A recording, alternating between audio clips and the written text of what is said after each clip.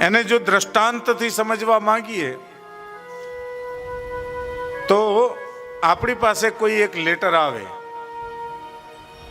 એક ચિઠ્ઠી આવે, કડક કાગળ હોય, સુંદર મજાનો કાગળ હોય, પણ એને ખોલીને જોઈએ ત્યારે એટલા બધા ખરાબ શબ્દો તમારા માટે લખેલા હોય કે એ શબ્દોને વાંચીને પછી તમને એટલો બધો ગુસ્સો આવે કે જો આ લખવાવાળો સામે હોય ને તો બે ઝીકી દઈએ એને.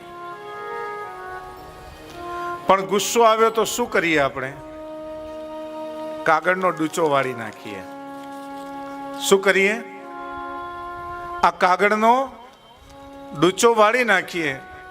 કાગળનો ડૂચો વાળ્યો, કાગળનો નાશ થયો ખરી? હા, કાગળનો નાશ થયો નહીં.